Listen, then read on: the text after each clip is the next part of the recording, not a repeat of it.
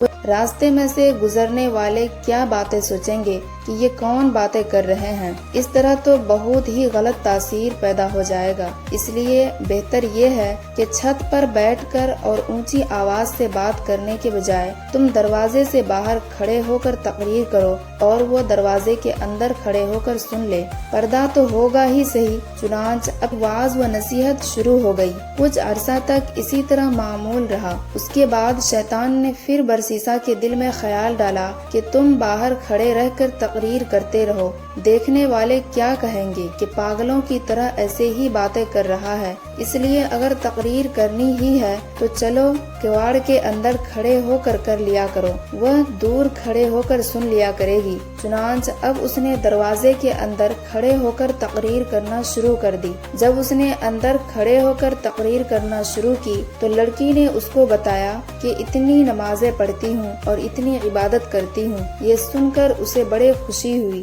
کہ میری باتوں کا اس پر بڑا اثر ہو رہا ہے۔ اب میں اکیلا ہی عبادت نہیں کر رہا ہوں بلکہ یہ بھی عبادت کر رہی ہے۔ کئی دن تک یہی سلسلہ چلتا رہا۔ بالآخر شیطان نے لڑکی کے دل میں برسیسا کی محبت ڈالی اور برسیسا کے دل میں لڑکی کی محبت ڈالی۔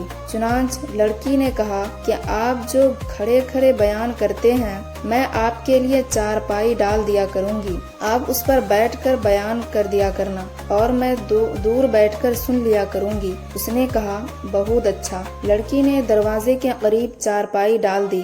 برسیسا اس پر بیٹھ کر نصیحت کرتا رہا اور لڑکی دور بیٹھ کر سنتی رہی۔ اس دوران شیطان نے برسیسا کے دل میں لڑکی کے لیے بڑی شفقت و ہمدردی پیدا کر دی۔ کچھ دن گزرے تو شیطان نے عابد کے دل میں بات ڈالی کہ نصیحت سنانی تو لڑکی کی ہوتی ہے، دور بیٹھنے کی وجہ سے اونچا بولنا پڑتا ہے، گلی سے گزرنے والے لوگ بھی سنتے ہیں، کتنا اچھا ہوگا کہ یہ چارپائی ذرا آگے کر کے رکھ لیا کرے اور دھیمی آواز میں گفتگو کر لیا کرے۔ چنانچہ برسیسا کی چارپائی لڑکی کی چارپائی کے قریب ہو گئی اور وعظ و نصیحت کا سلسلہ جاری رہا۔ کچھ عرصہ اسی طرح گزرا تو شیطان نے لڑکی کو مزین کر کے برسیسا کے سامنے پیش کرنا شروع کر دیا اور وہ یوں اس لڑکی کے حسن و جمال کا ہوتا گیا۔ اب شیطان نے برسیسا کے دل میں جوانی کے خیالات ڈالنا شروع کر دیے، حتیٰ کہ برسیسا کے دل عبادت خانے سے اچاٹ ہو گیا اور اس کا زیادہ وقت لڑکی سے باتیں کرنے میں گزر جاتا۔